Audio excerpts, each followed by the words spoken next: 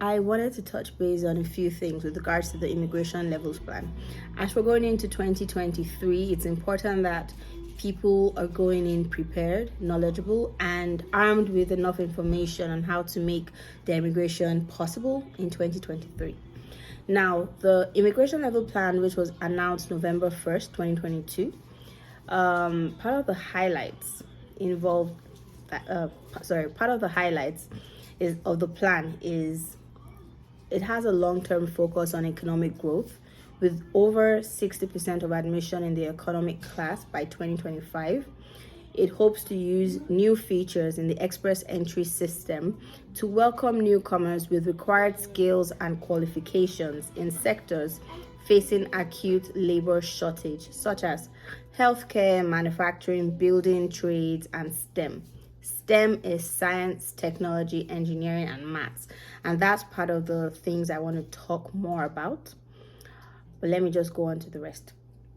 They hope to increase regional programs to address targeted local labor market needs through provincial nominee programs and Atlantic immigration programs and rural and northern immigration pilots.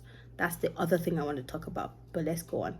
They hope to reunite families faster. That's the key word. Hopefully it will be fast enough, considering they haven't done, those the parents and grandparents kind of like a lottery immigration program where you submit and then they pick a parent and say, okay, you qualify, apply. They haven't done that for, I think the last one they did was still focused on, I think 2020 parents, people who submitted in 2020 or so. So it would be nice to see what they hope to do with reuniting families faster in terms of the parents and grandparents. But I would expect that this reuniting families faster may have to do with, bringing your spouses and children over. Ensuring that at least 4.4% of new permanent residents outside of Quebec are Francophone. That's another thing I actually want to talk about. But let's just go on to the last one. They also hope to support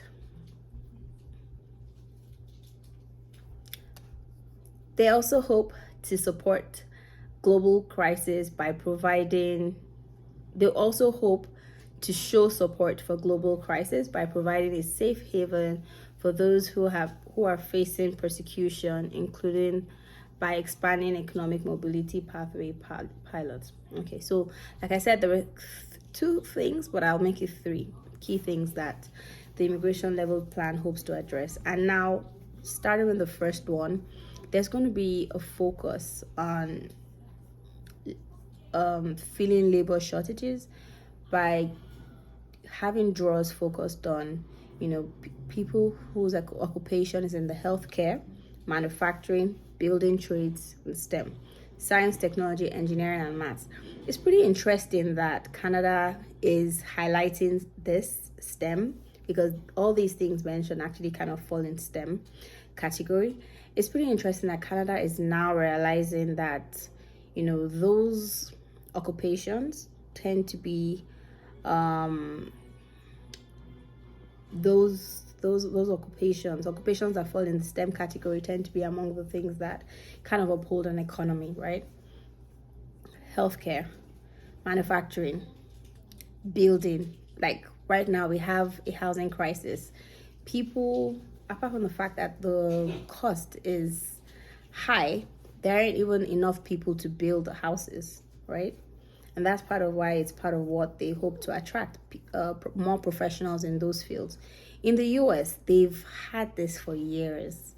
And when I say they've had this for years, I mean that people who study STEM-related programs find it much, much easier in the US to stay back after school, apart from the fact that they're given almost 3 years to be able to work after school. Their companies most times also assist with filing for their staff, in those fields. It's interesting that Canada now realizes that this is something they should pay close attention to, especially since, with what's going on these different things. The major sectors that are being affected are the STEM, healthcare, manufacturing, buildings, etc.